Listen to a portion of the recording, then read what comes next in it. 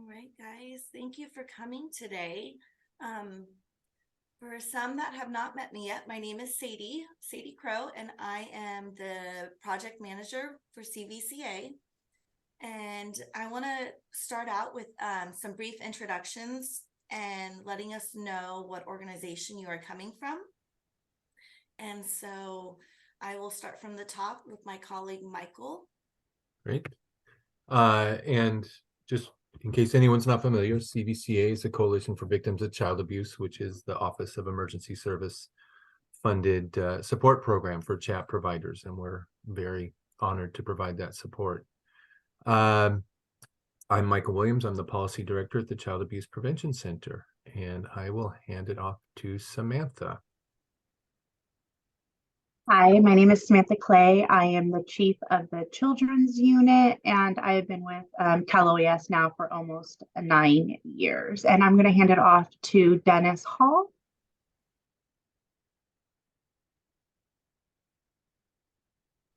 You're muted, Dennis.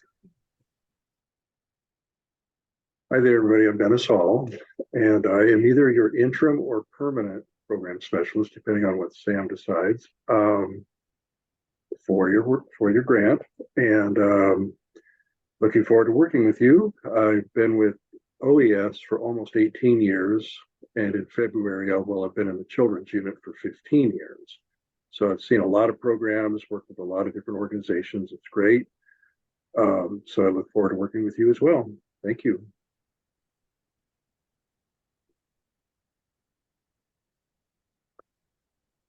Sadie, who would you like next? To pick Colleen Friend. Okay. Hi, everybody. I'm Colleen Friend, and I'm in Los Angeles, and I teach at Cal State LA, and I teach forensic social work.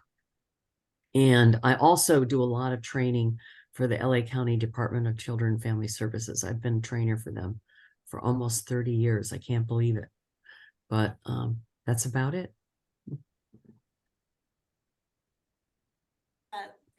I don't want to ruin your name again. Paola, I'm going to let you introduce yourself. My name is Paola La Torre Rey. I know there's a lot of vowels. I'm with Empower YOLO, and I'm the clinical director for the therapy department. So thank you for having me today. Thank you. All right, Carolina. Hi, my name is Carolina Jimenez, and I also work from Empower YOLO. I'm the Safe House child advocate, and this is my first year doing this. Adriana. Hi, my name is Adriana Freeberg. I am with Family Services of Tulare County. I am the clinical manager of our therapy team here, and I've been with Family Services for about 11 years now. Heather.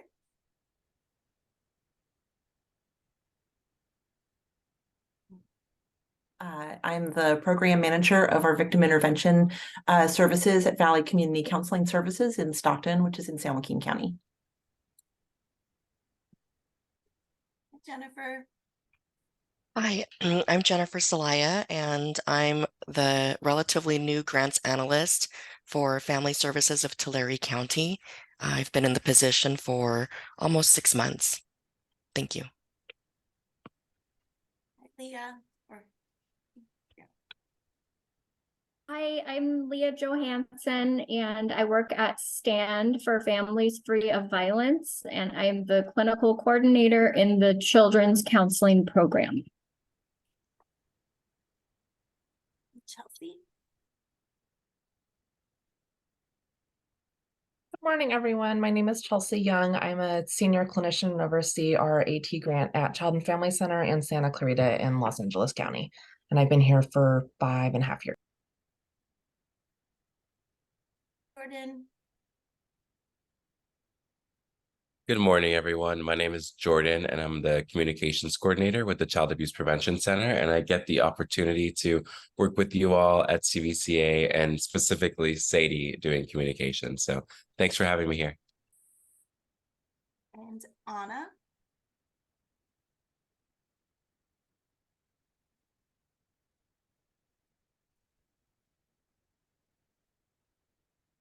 Oh. Perfect. Okay. So we'll let her log out and come back in. So last month we had the opportunity to have Dr. Colleen Friend come and speak on therapy in the courts, specifically on legal issues in responding to subpoenas and protecting the confidentiality privilege. And so we wanted to bring her back here today, just in case anyone had any questions remaining from the symposium last month.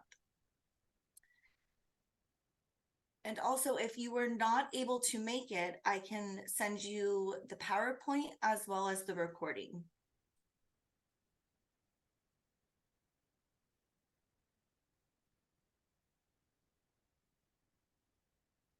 Has any questions?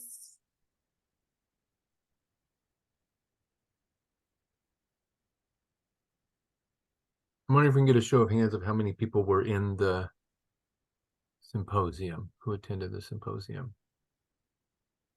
Chelsea.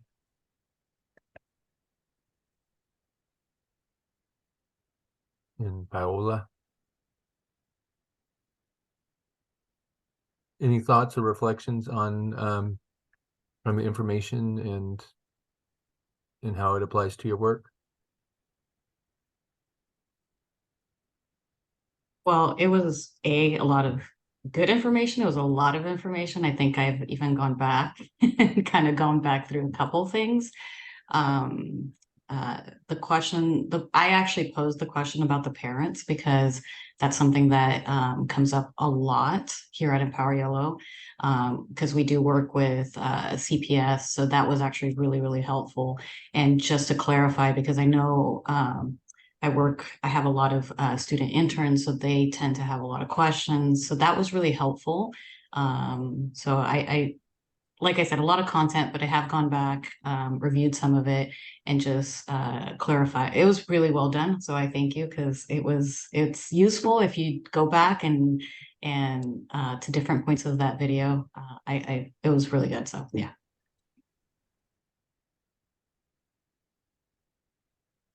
Anybody sorry about else? that. Go ahead. I also agree. It's just a ton of really useful information. I have had to, take some time and process it. I think that it was very, very informative, and I know I missed a lot just because it's not my area of expertise. And there was so much information, but having the recording and the PowerPoint available was extremely helpful.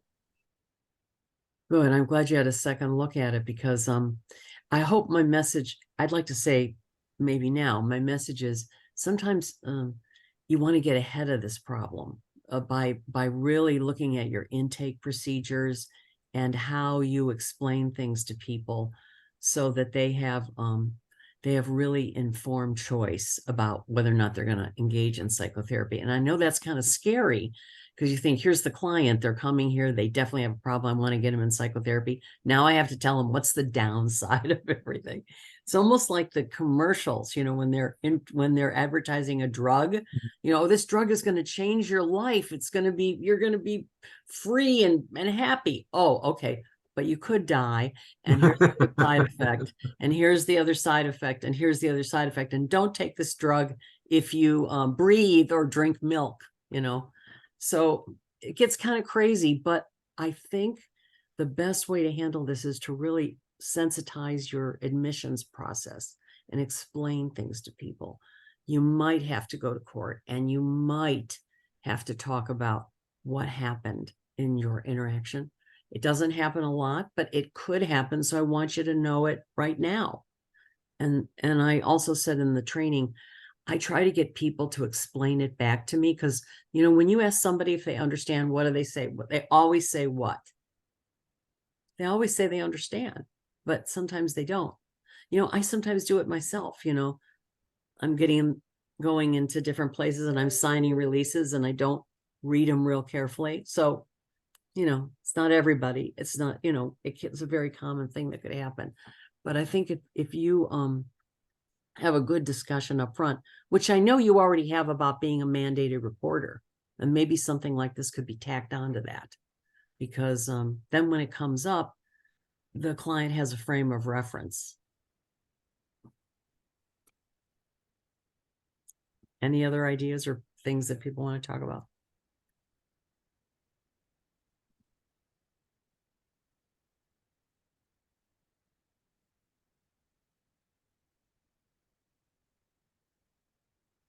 Well, thank you so much, Colleen. We really appreciated you and Seth coming to the symposium and presenting on this topic.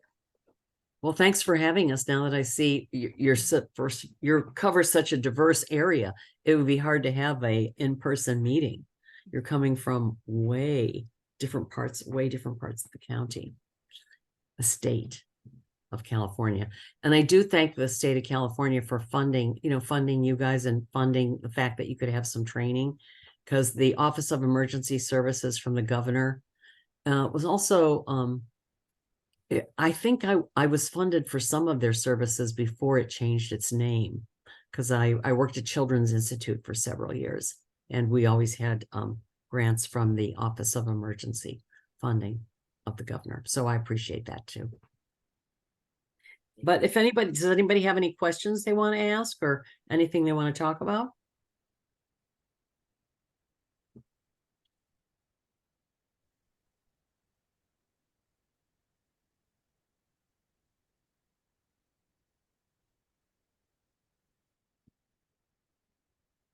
Well, Sadie, I'll turn it back over to you then. If unless you want me to talk a little bit further, I can if you want me to, but I'm happy to not if there's no need. No, we really appreciate you. Thank you. I mean, Colleen, if you were to talk further, Yeah. would it be, that was such a packed 2 hours. I think wasn't it 2 hours? So can't boil it down. Like, is there anything like you would want to give us as parting takeaways? Yeah, I think thank you for that, Michael. I think maybe the parting takeaway is how sometimes clients feel very betrayed when you have to go to court and talk about their personal business, like, oh, I didn't know that could happen, And as I said in the meeting, some of you were there, I had like little kids say to me, well, you should go to jail. I said, well, they said, what happens if you don't tell my business at court?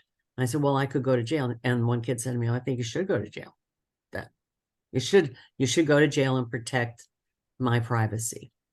So that's how they feel about it.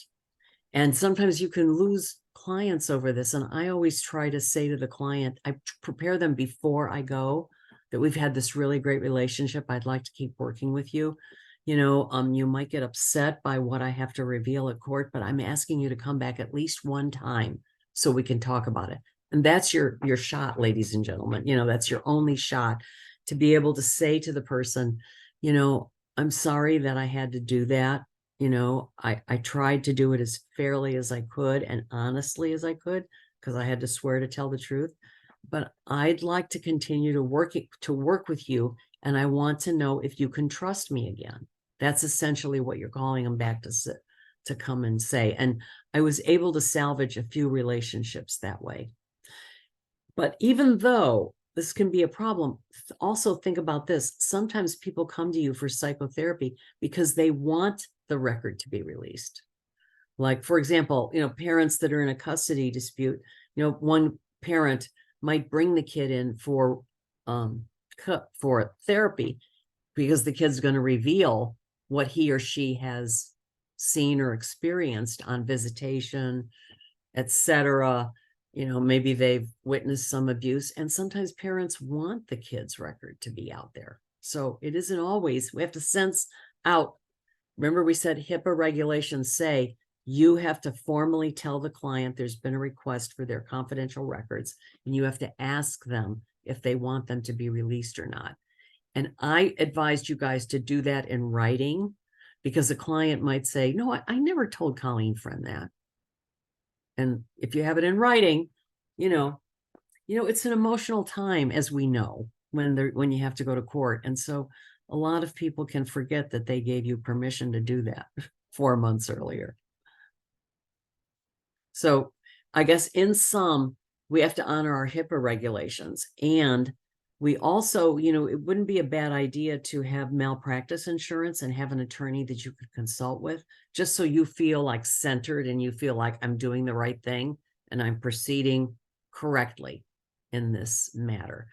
I don't want you to release, if you don't have the ability to release, we don't want you to release confidential information and break confidentiality. But if you follow certain procedures, there's a possibility that you might need to break confidentiality. I know it's a lot of info. Is there anything I could do to make it a little clearer? I think you just did. Oh, okay. Okay. I don't know what other folks think, but I think, yeah, I think you got to the essential dilemma. And then folks, there's just, there's great information in the PowerPoint. And so, yeah, I really recommend folks dig into that if they have more questions as well. Mm-hmm.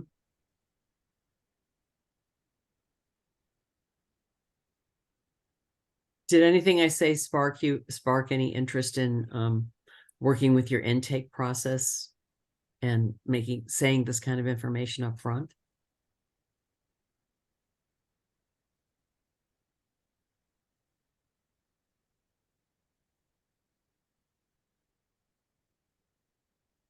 Well, maybe you guys already cover it. That's also a possibility too. But I guess where I come from, I try to understand if clients can understand them. So understand it. So I ask them to explain it back to me. And then that's the spark for the discussion and back and forth. Yeah, I'm wondering, do folks, how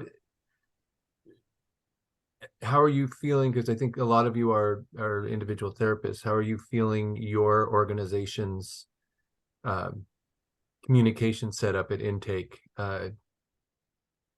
enables you to make this clear? I'll share. Our agency used to do a lot of court order counseling for many years. That's what we did. So that was always part of the beginning, especially when children were ordered in, because the children didn't know they were ordered in. So we had to let them know that. And we no longer do court order counseling, but we still make that part of it to let them know that there are times that the judge makes us release this information. And if they do that, we have to do it. And we allow them to ask questions and stuff like that. We also let parents know that we don't release records for custody situations. We make a judge order that before we will release it. That's just our policy. And so they know right off the bat what we're going to be able to do. And it doesn't always work that way, because there are parents who say, oh, no, I don't need court records. And then, 6 months in, they're requesting the court records. But for the most part, I think we've done a pretty good job at letting them know those things. And not even so much because of our culture now, but how our agency used to be run. So it's just kind of a habit we've carried over. Thank you for that. Thank you, Audra.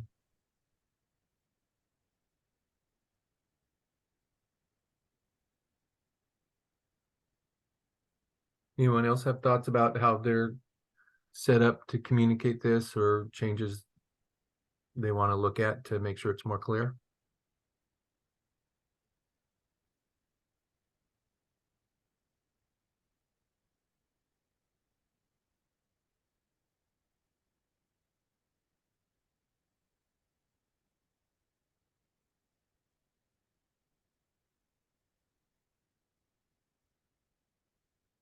No, lots to think about.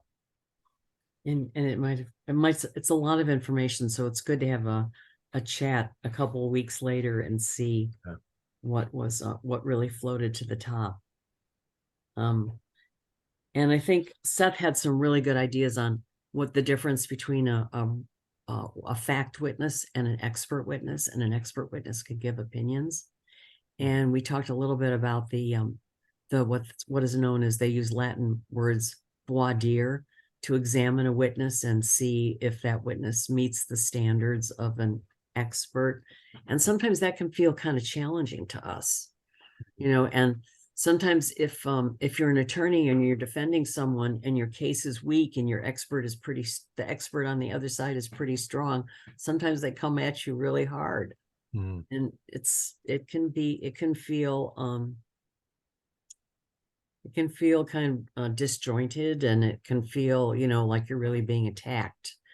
Not every time you go to court does that happen, but it could. So when you go to court, I think the key is with preparation with the attorney who called you as a witness, to make sure that he or she knows the nuances of the case that might support their position, and for you as a therapist to know, what's the attorney trying to do here. I mean, you may think that he or she is trying to do X and they're really trying to do Y. So it's good for you both to be on the same page. And given your distance, it probably works with a phone call, more so than actually in person. But at least that kind of contact can help you, sort of work together to achieve whatever the attorney is saying they think is in the best interest of the child and needs to be achieved at that moment.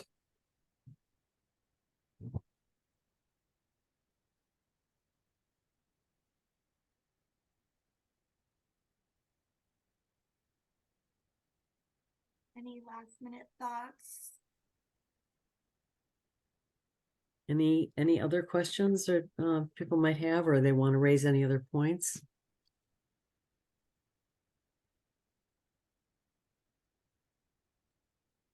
I'm just glad that there's a recording because I was busy seeing students that morning. And so I look forward to having the recording to be able to tuck into the inconsistency during the holidays. Okay.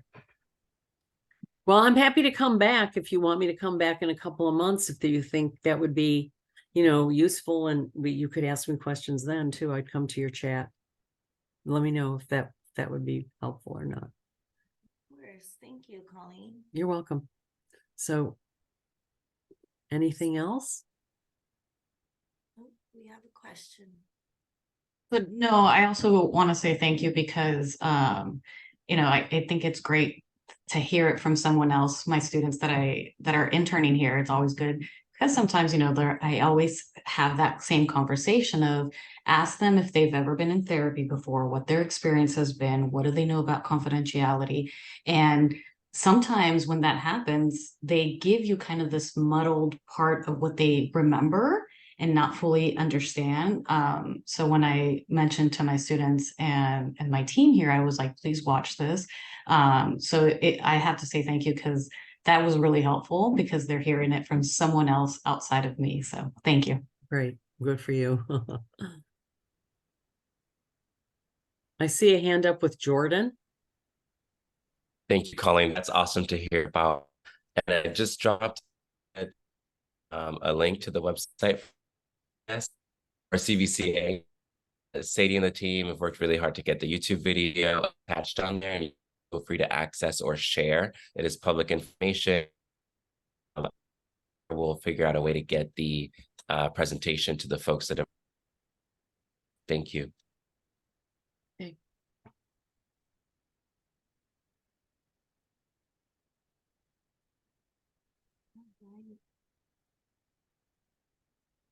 Thank you, Colleen. I think if there's no last minute questions, we will move on to our next agenda item. Okay. All right, then I'll be saying goodbye, and thanks for having me and Seth Goldstein as your trainers. And if you need me to come back to a meeting, I'm happy to do that. So thank you very much, Sadie and Michael. I worked with you closely on this, and nice to meet all of you. Thank you. Perfect. Thank you so again, much. Colleen. Thank you. Okay, bye-bye. Bye. All right, so for our next agenda item, we are going to pass it over to Samantha Clay with any OES updates or grant updates that you would like to share. Thank you, Sadie. So as of now, there is not a lot of updates coming with OES. I do want to say that Cal OES has been seeing a high turnover rate due to telework policies. And I think some of you AT subrecipients have noticed that we've had a lot of transitions with program specialists. I do want to say that we are hiring a new program specialist so that come December 18th. So there will be a shift again.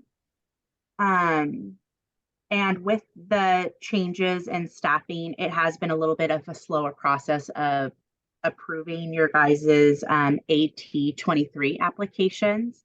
They are being reviewed. They will be processed. If they are not approved by, before January 1st, you guys are more than able to accrue all of your expenses from January 1 on. However, you just cannot submit a 2201 until your grant application has been approved. Anything pertaining to the AT22, the AT22 is ending December 31st of this year. With that, some program specialists will be sending out emails, just reminders to make sure that your expenditures are up to date, making sure that you're submitting them monthly and or quarterly if that's what you were signed up for. But once the grant subaward ends, you have 45 days to submit a modification to kind of analyze your budget and see where you need to move funds accordingly for your expenditures. And the last date to submit that is February 14th of 2024. And then you have 60 days after the grant subaward close to submit your final payment, which because it's a leap year this year, it will be February 29th of 2024. So that would be your final day to submit your expenditure for AT22. Other than that, I don't have any more updates, but if there's any questions or anything, I'm more than happy to answer them. Any questions, concerns? Samantha, I'm not sure if you will be able to answer this. Our agency got a notification, I don't know, maybe 6 weeks ago about changes in funding from the federal government and the state that specifically had to do with victim services. Do you have any information? I know 2024 is set, but moving forward, do you have any indications on how that could change AT grant subawards, if at all? At this time, we do not. I do know that the year 2025, the AT program will be going into an RFP. So when we put out the RFA for AT24, it will state that it's the last funding year within the 5-year grant cycle. And so we won't know the funding or anything or the impact of the federal government for the victim services at this moment. Thank you. Mm-hmm. Any other questions, concerns?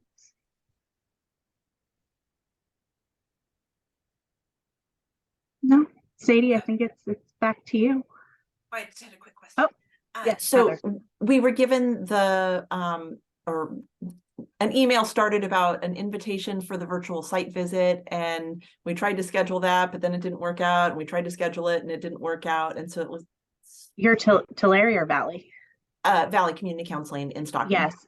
So Lance Stark, I believe, was your program specialist prior, and he got promoted to the human trafficking unit. And so it kind of delayed everything.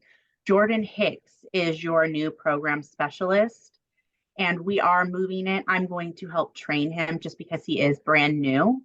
And with the holidays and January coming around, it's really hard to get everybody kind of focused. So we're going to probably start sending out an engagement letter, a new engagement letter and everything for you come late January to do a site visit in February. Oh, in February. Okay. Yeah. Just because with the timing and everything of the holidays and him coming in so late and not knowing how to do the site visit, it just takes a little bit of time. So things are just moving a little bit slower now with all the new people coming in. So, but we are going to get you going. I have spoken to him about it. So. Okay. And so since that'll be for the previous year that's already been completed, So how it is that we'd still do it for your AT23, it'd be your new one. But financials, like if you have not submitted any of your financials for AT23, we would look at your AT22 financials. Okay. But it would still be for your AT23 programmatics.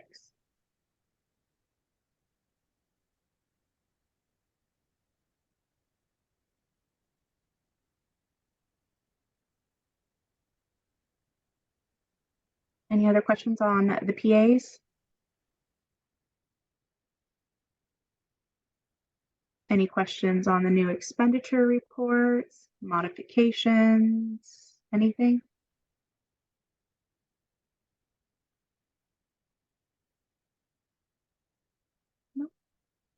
Okay. It's Thank back to you, Sadie. Samantha.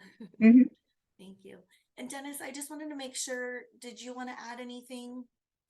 Or Samantha covered it all? Well, essentially, I'm getting acquainted with your specific, grant subawards, but I have many of ChAT grant subawards as well. The other thing I just wanted to say is I appreciated Dr. Young's presentation. Like I said, I've been in this capacity for 18 years. And so when I began at LOES, I was what was called a criminal justice specialist. Now we're called program specialists, but I did all day contact and work with intake coordinators. And it was really fascinating, that one little tidbit, since I'm new to this here, to hear her speak. And I'm looking forward to listening to her presentation and the PowerPoint, because it would probably bring back a lot of good memories for me, of a lot of things that I did. With ChAT, the intake coordinator is sort of like that unsung hero. That's the thing I've learned. I mean, sure, everybody's important in the organization, but the intake people, they're the front line. And so they would pick up the phone and they would call me, because back then we didn't have Zoom, we didn't have the technologies we have today. We didn't even have mobile phones. So I really did appreciate her speaking today, because I wasn't acquainted with her at all. Of course, I'm brand new to all of you. So, but anyway, I just wanted to say that what I do is I review drafts of requests for funds every month, whether it's quarterly or monthly. And through that, I'm able to analyze the spend down. Even if it's very early on, I can just sense that somebody didn't get hired. And so I then pick up the phone and call the financial officer and say, your expenditure rate should be at this level right now, even if it's very early. What's going on? Oh, well, we couldn't find somebody for this yet, or we're waiting for that person to come aboard. Okay, well, that means you have surplus funds. So we need to make sure we use those funds some way. And so that generates a modification. So having the 201s reviewed as a draft and signed every month or every quarter by your program specialist can be extremely helpful for you. And Samantha Clay knows all too well that I'm known as the 201 nerd. So, but I've helped many organizations through some tough times simply because I analyze their stuff every month or every quarter. So, and like I said, I've been in the unit for 15 years, but I've been a program specialist, quote unquote, for 18 years. And it's wonderful working with all of you. I really appreciate everything you do. And so I'm really looking forward to being either your interim or permanent program specialist. Thank you. Thank you, Dennis. So the very last thing that I wanted to discuss was a member came and asked the question, and so this is the perfect group to ask, is for eligibility checklists, they're seeing that theirs for their organization is very long and it can be hard for the client to complete. And so we wanted to kind of open up this conversation of what do you do for your clients to make it more friendly to fill out, as well as making sure that all the specific requirements are in there for determining eligibility.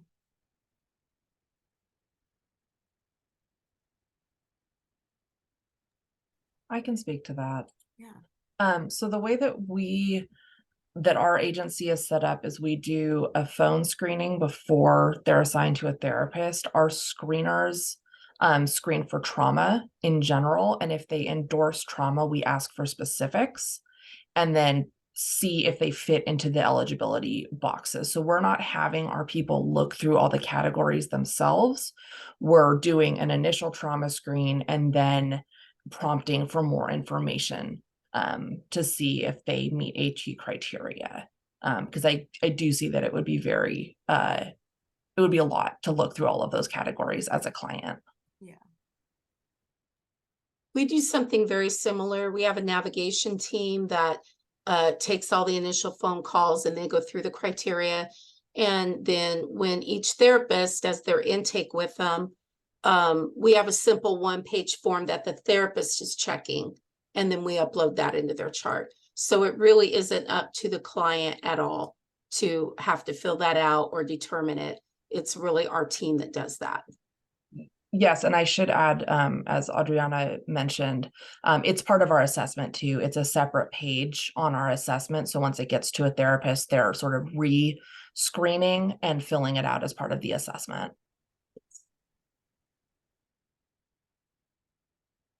I'll just input that we do, that our therapists use a checklist, and it's based off of the requirements for the ChAT grant, and then the rest is, in our small county, we just know that if people have insurance, finding a therapist that work with children is almost impossible, or at a minimum a 6-month wait.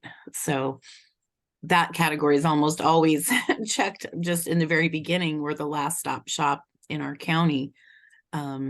But we have a separate sheet and the qualification that we go through. That's pretty simple, but it's a separate assessment form, like you guys are saying.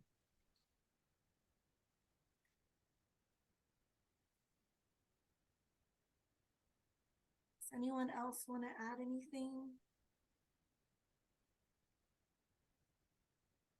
And also, if there are any resources or checklists that you would like to share for our other members, we are always willing to put that on our website as well.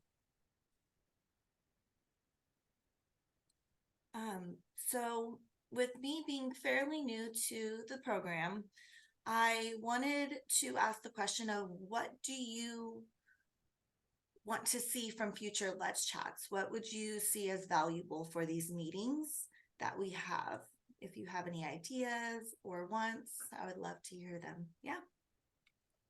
Well, and I'll amplify a little bit that the Let's Chat is kind of the chat program community of practice. So things like the practice issues we just discussed, like testifying, dealing with the courts, intake procedures, anything that you're wondering what your peers are doing, or you have something to share that people could benefit from, practice issues that you think could use some ongoing reflection with peers. That's the sort of thing that we want to be helpful with. And through this and through individual technical assistance, you can always call us up. And oftentimes, because you all are the experts, the technical, like this last time around, the technical assistance call often turns into a Let's Chat topic, because it's a chance for peers to share. But yeah, we'd be interested to know what you would like to get from some peer learning and what you think could help advance your work.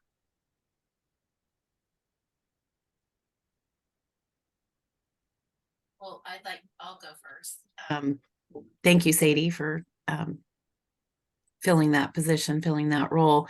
One thing that I had gotten really excited about when I met with Dawn last year, I don't remember when, but we had set up, and I even had it in my calendar, that somebody from Dr. Bruce Perry's team was going to come and present. And so I just want to piggyback off of how much I appreciate these speakers, and that, we really don't have any wiggle room to attend conferences or do a lot of extra training. So we rely heavily on the ChAT symposium for, a little extra. I did have a specialist tell me one time that sometimes there's money we could apply for, that there's a conference in San Diego through the Chadwick Center, I think she said, and I had never heard of it. But we were going to travel to the International Symposium on Child Abuse. That was going to be our first big trip under ChAT, and then COVID hit. So we're hungry for that. We need it. And I just appreciate the being able to see the faces of who people are, and the people who email me a lot or that I talk to you that way. I appreciate being able to see the faces of people and getting to know you guys and hearing what you do. So I hope to get more of that. And I don't know, I think this is one of the places where we've talked about not being able to get and keep good people and stuff like that. So just any place where we can talk about that is helpful. So thank you.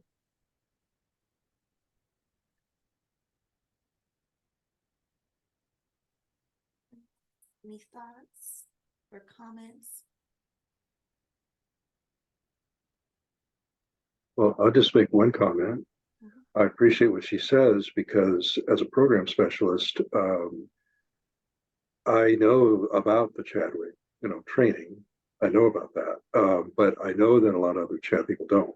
And so I'm just saying her idea of just discussing conferences and such and the availability of federal funding or match to be used for that, would be great for your constituents because, it is a valuable resource to go to these conferences. And if you're Cal OES funded, it's just very important, though, to look at the subrecipient handbook to make sure that you give us time to process your request because we have to approve it in advance.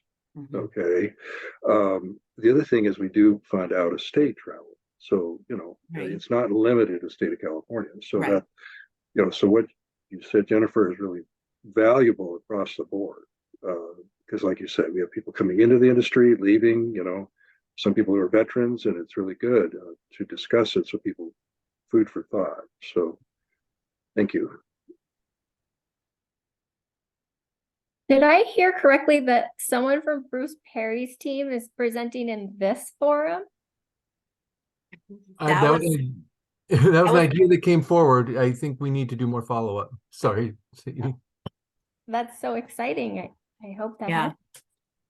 I might even be able to tell you the date and the name if I look in my calendar, if you want me to. Very much, yeah. I might have had that. It's not, I don't think it's happening. I'm just saying that I know that was Yeah. something that Dawn that sounded like it was on the horizon. Well, I appreciate that. As you know, there was kind of some loss in continuity and loss in memory. Right, I know. Suddenly. So this is, yeah, you don't get the rumor mill out that we have someone yet. No. We'll follow up on the idea. Yes, I'll let you know whatever I found in my notes and pass it on. Perfect. No, I'll definitely do my research and look more into that.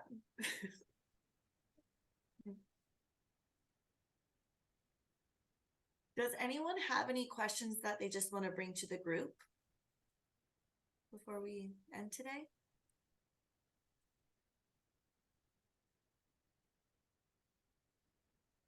So I know with the holidays coming, it is really busy for everyone, but we are planning our next symposium for February. I do know in the past we've tried to do it on a Wednesday or Thursday morning. Do you still feel like that is a good time to have a virtual symposium? Yes. Yeah.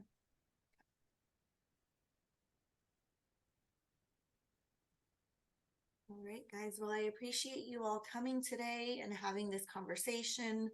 And I'm also going to put my email in the chat if anyone would just like to speak with me or have any questions. I would love to meet with you. Sadie, would you be able to stay on after the meeting with me a little bit? Okay, and Michael? Yeah, absolutely. Oh, great. Thank you. And nice to see you all, and nice kind of welcome, even though you've been around a long time, Dennis, but welcome to this work together.